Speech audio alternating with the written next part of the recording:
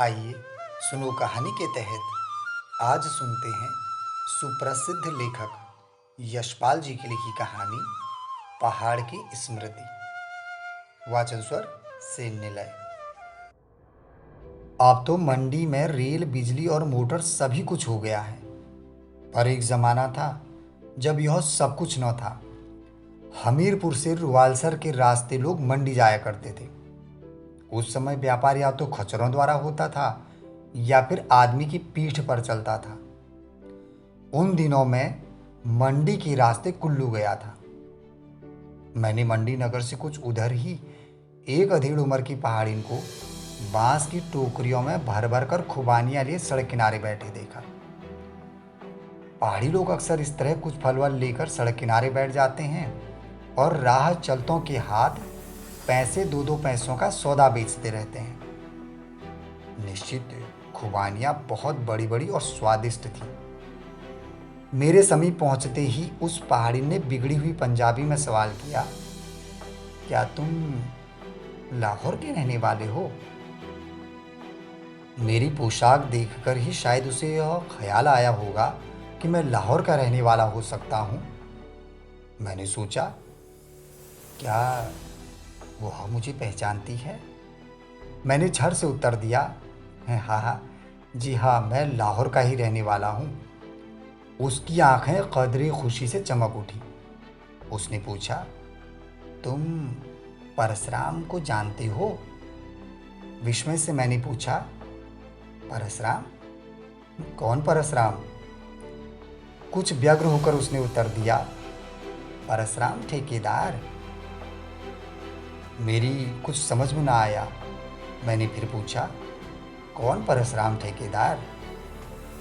मैं जिस ओर से चलकर आ रहा था उसी ओर उस महिला ने संकेत कर मुझसे कहा, वो दो चुपुल उसने बनवाए थे। बात मेरी समझ में न आई। मैंने उत्तर दिया, देखिए, मैं परशुराम को नहीं जानता। होगा कोई। उदास होकर उसने कहा, तुम लाहौर के रहने वाले हो और उसे नहीं पहचानते? वह भी लाहौर का रहने वाला है। परशुराम ठेकेदार नाम है उसका। पहाड़न के अधीरता से कुछ द्रवित होकर मैंने पूछा, अच्छा, किस गली किस मोहल्ले का रहने वाला है वो? बहुत चिंतित भाव से एक हाथ गाल पर रखकर वह धीरे से बोली, गली मोहल्ला?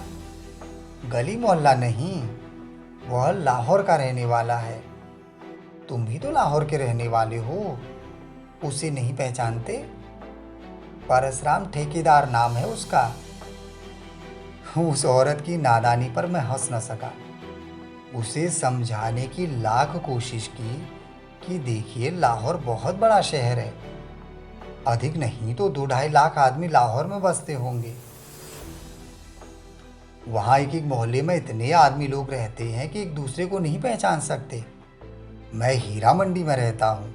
यदि परशुराम ठेकेदार मजंग में रहता हो तो वह मुझसे 3.5 मील दूर रहता है।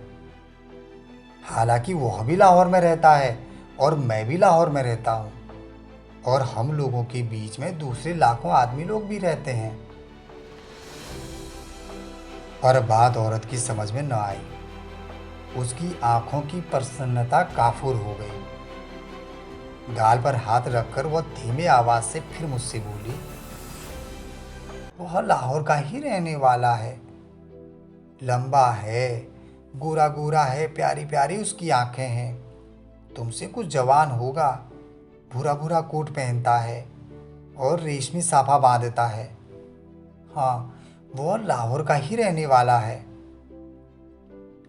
मैंने दुखित होकर उत्तर दिया, देखिए, मैं नहीं जानता उसे। मैं उसे नहीं पहचानता।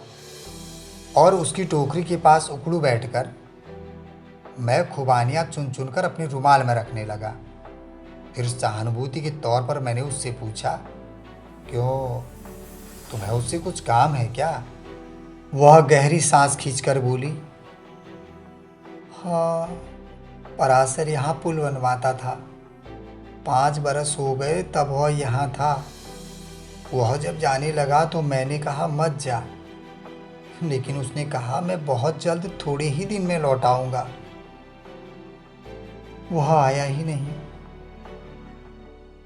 क्यों? लाहौर तो बहुत दूर है ना यहाँ से। मैंने उत्तर दिया, हाँ बहुत दूर है। उसकी आंखों में नमी आ गई। उसने गर्दन झुकाकर कहा, न जाने वह क्यों नहीं आया, अब न जाने कब आएगा। 5 बरस हो गए तब से आया ही नहीं। फिर वह चुप हो गई।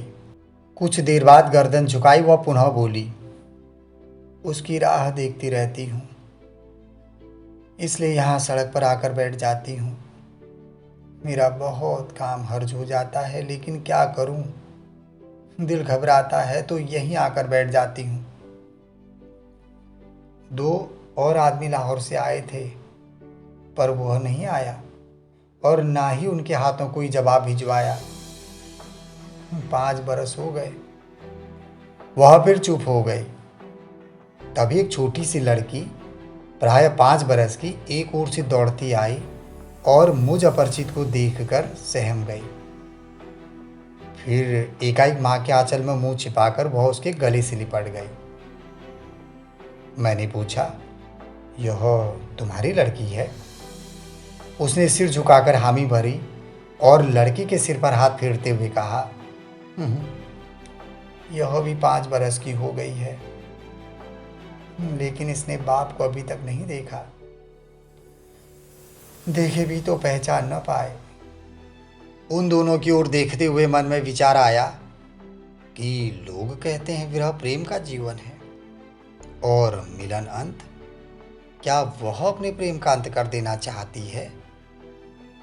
यों यह प्रेम क्या सदा बना रहेगा? फिर ख्याल आया, क्या यह स्त्री निर्लज्ज है? क्या इसका प्रेम त्याग और तपस्या का उदाहरण नहीं है? फिर ये सब छोड़ मैंने उससे पूछा, इन खुबानियों के कितने पैसे हुए? वह बोली, नहीं नहीं, पैसे क्या, तुम लाहौर के रहने वाले हो, तुमसे पैसे क्यों? और दोनों हाथों की उंगलियों से जितनी खुबानियां रुमाल में आ सकती थी उसने उसमें भर दी। मैं समझ गया औरत पैसे न लेगी। उसकी वह उदास सूरत मन में चुप सी रही थी। उठकर जाते भी क्रूरता अनुभव होती थी। मैं जब जाने को हुआ तो एक अठन्नी निकालकर आत्मीयता के भाव से बच्ची के हाथ में देनी चाहिए, लेकिन औरत ने इनकार कर दिया। किंतु फिर मेरा भाव समझकर उसने बेटी को इसकी अनुमति भी दे दी। उन्हें छोड़कर मैं बस्ती की एक धर्मशाला में आ पहुंचा, लेकिन कल्पना में वही सड़क और वही सड़क के किनारे प्रतीक्षा में बैठी पहाड़न ही दिखाई देती रही। मानो वही प्रतीक्षा में बैठ बैठकर वो अपनी शेष आयु व्यतीत कर देगी।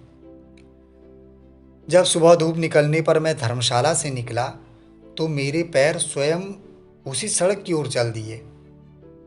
चट्टानों की आड़ में मोड़ घूमकर देखा तो वह औरत अपने खेतों में निराई कर रही थी और हर आने जाने वालों की आहट पाकर एक नजर सड़क पर डाल रही थी। मालूम पड़ता था उसके व्यथा और श्रम से क्लांत शरीर को आशा की एक मंद लौ ने जीवित रखा है, और यह मंद लौ परशुराम के लौट आने की आशा है। मुझे देखकर उसके चेहरे पर एक फीकी सी मुस्कुराहट फिर आई। हाथ की कुदाली एक तरफ डालकर वह बोली, क्या लाहौर लौट रहे हो? मैंने उत्तर दिया, नहीं, ऐसे ही घूमने चला आया। मैं उसके खेतों में चला गया। मैंने उससे पूछा, क्यों, परशुराम यहाँ कितने दिन रहा था? उसने जवाब दिया, 8 महीने रहा था। कहता था जल्दी जाऊँगा तो जल्दी लौट आऊँगा। देखो अभी तक आया नहीं, अब जाने कब आएगा। लड़की भी तो इतनी बड़ी हो गई। मैंने उससे पूछा, तो तुम उसके साथ लाहौर क्यों नहीं चली गई?